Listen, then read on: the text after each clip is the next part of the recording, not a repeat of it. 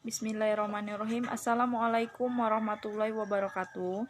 Perkenalkan, nama saya Jemi Sutiani dengan NPM 191111000321, mahasiswi UIN Raden Intan Lampung, Prodi Pendidikan Guru Madrasah Ibtidaiyah semester 3 kelas G. Di sini saya akan menjelaskan materi yang berjudul tentang pandangan filsafat pendidikan Islam terhadap ilmu pengetahuan dan domain belajar. Baiklah, yang pertama yaitu pengertian ilmu pengetahuan dalam perspektif filsafat pendidikan Islam. Ilmu merupakan kata yang berasal dari bahasa Arab, yaitu masdar dari alima yalamu, yang berarti tahu atau mengetahui. Dalam bahasa Inggris, ilmu biasanya dipadankan dengan kata science, sedangkan pengetahuan dengan knowledge. Dalam bahasa Indonesia, kata science umumnya diartikan ilmu, tapi sering juga diartikan dengan ilmu pengetahuan, meskipun secara konseptual mengacu pada makna yang sama. Terkait dengan hal di atas, Abdul Rahman Assegaf berpendapat bahwa ilmu adalah pengetahuan yang sudah diklasifikasi, diorganisasi, disistematisasi, dan diinterpretasi. Ilmu menghasilkan kebenaran objektif, sudah diuji kebenarannya, dan dapat diuji ulang secara ilmiah. Setiap ilmu membatasi diri pada salah satu bidang kajian. Oleh sebab itu, seseorang yang memperdalam ilmu-ilmu tertentu disebut sebagai spesialis. Dari sudut pandang filsafat, ilmu lebih khusus dibandingkan dengan pengetahuan. Adapun secara spesifik terkait filsafat pendidikan Islam, ada beberapa pendapat yang dikemukakan oleh beberapa ahli, yaitu Muzayyin Arifin misalnya mengatakan bahwa filsafat pendidikan Islam pada hakikatnya adalah konsep berpikir tentang kependidikan yang bersumberkan atau berlandaskan ajaran-ajaran agama Islam tentang hakikat kemampuan manusia untuk dapat dibina dan dikembangkan serta dibimbing menjadi manusia muslim yang seluruh pribadinya dijiwai oleh ajaran Islam. Sedangkan menurut Omar Muhammad Al-Taumi Al-Syabani, filsafat pendidikan Islam tidak lain adalah pelaksanaan pandangan filsafat dari kaidah filsafat Islam dalam bidang pendidikan yang didasarkan pada ajaran Islam. Dengan demikian, dapat dipahami bahwa filsafat pendidikan Islam merupakan kajian secara filosofis mengenai berbagai masalah yang terdapat dalam kegiatan pendidikan yang didasarkan pada Al-Quran dan filosof Muslim sebagai sumber sekunder. Atau dalam ungkapan yang ringkas, filsafat pendidikan Islam adalah pemikiran mendalam tentang aspek-aspek pendidikan yang dituntun oleh ajaran Islam. Dari penjelasan di atas tergambar dengan jelas bahwa antara ilmu pengetahuan dan filsafat pendidikan Islam memiliki keterkaitan yang sangat erat.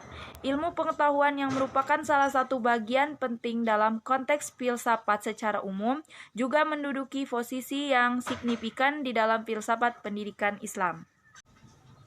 Selanjutnya yang kedua yaitu tentang mekanisme perolehan ilmu pengetahuan dalam filsafat pendidikan Islam atau domain belajar.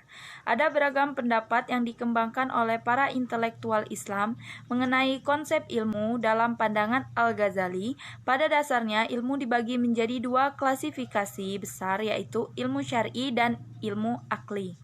Dari sini kemudian berkembanglah ilmu-ilmu lainnya untuk mengetahui perkembangannya. Maka ia melihat bahwa ilmu-ilmu itu diperoleh dengan berbagai metode, yaitu metode tafakkur dan metode ta'alum. Menurut Al-Zarnuji, hukum dasar menuntut ilmu adalah fardu ain, yang artinya menjadi kewajiban pribadi setiap muslim maupun muslimah.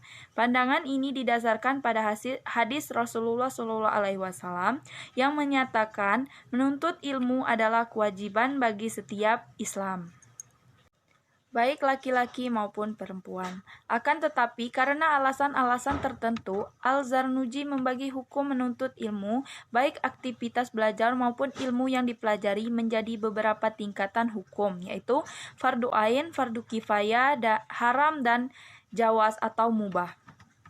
Menurut Az-Zarnuji, ilmu yang wajib dipelajari oleh umat Islam baik laki-laki maupun perempuan adalah ilmu al-hal, yakni ilmu yang diperlakukan dalam setiap kondisi dan situasi dimanapun seorang muslim berada. Setiap orang Islam wajib mempelajari ilmu-ilmu yang berhubungan dengan kewajiban sehari-hari dalam kondisi apapun seperti sholat, puasa, zakat, dan sebagainya. Demikian pula dengan ilmu tentang akhlak. Adapun terkait dengan ilmu fardu kifayah, Al-Zarnuji memberikan ketentuan umum bahwa ini terkait dengan ilmu-ilmu yang keperluannya pada waktu tertentu saja. Untuk mengelaborasi lebih lanjut mengenai mekanisme perolehan ilmu ini, maka ulasan-ulasan berikut akan difokuskan pada perolehan ilmu melalui pengalaman, akal, dan wahyu dalam konteks filsafat pendidikan Islam. Uraian mengenai ketiga hal ini akan dipaparkan secara komprehensif sebagai berikut. Yang kesatu yaitu mekanisme perolehan ilmu melalui indera. Indera merupakan salah satu mekanisme perolehan ilmu yang penting, khususnya indera pendengaran dan penglihatan. Signifikan indera ini banyak disinggung di dalam Al-Quran. Di dalam filsafat, mekanisme di perolehan ilmu melalui indera ini disebut dengan empirisme. Empirisme berasal dari bahasa Yunani, yaitu empiria yang berarti coba-coba atau pengalaman. Empirisme adalah aliran yang merupakan sumber dari pengetahuan manusia. Aliran ini beranggapan bahwa pengetahuan diperoleh melalui pengalaman dengan cara observasi atau penginderaan. Yang kedua yaitu mekanisme perolehan ilmu melalui akal. Di dalam Al-Quran dan Al-Hadis, Nabi Muhammad SAW menempatkan akal pada kedudukan yang tinggi serta mendorong manusia untuk menggunakannya. Hal ini dibuktikan dengan banyaknya ungkapan ayat-ayat Al-Quran yang menyuruh manusia untuk mempergunakan dan memanfaatkannya. Dalam praktek beragama, akal menjadi syarat yang menentukan keabsahan pengalaman ajaran agama. Orang yang terkena hukum dalam syariat Islam adalah orang yang sempurna akalnya. Apabila tidak sempurna atau terganggu, maka keberlakuan hukum atas orang itu pun berhenti. Yang ketiga yaitu mekanisme perolehan ilmu melalui wahyu dan ilham. Ilham disebut juga intuisi atau inspirasi adalah bisikan hati berupa pengetahuan yang diberikan oleh Allah Subhanahu wa Ta'ala kepada hambanya, baik pada Rasulullah maupun selain. Terkait hal-hal yang sudah dipaparkan sebelumnya, Al-Ghazali mengatakan bahwa sumber penggalian ilmu ada dua, yaitu sumber insania dan sumber rabania. Sumber insania adalah sumber pengetahuan yang bisa diusahakan oleh manusia berdasarkan kekuatan rekayasa akal. Sedangkan sumber rabania tidak dihasilkan melalui kemampuan akal, melainkan harus dengan informasi dari Allah Subhanahu wa Ta'ala, baik informasi langsung melalui ilham yang dibisikkan ke dalam hati manusia maupun petunjuk yang datang melalui wahyu yang diturunkan kepada para nabi dan rasul Allah. Sekian yang dapat saya sampaikan. Apabila terdapat kesalahan dalam penyampaian saya mohon maaf, dan kepada Allah Subhanahu wa Ta'ala saya mohon ampun. Saya akhiri, wabillahi taufiq wal hidayah. Wassalamualaikum warahmatullahi wabarakatuh.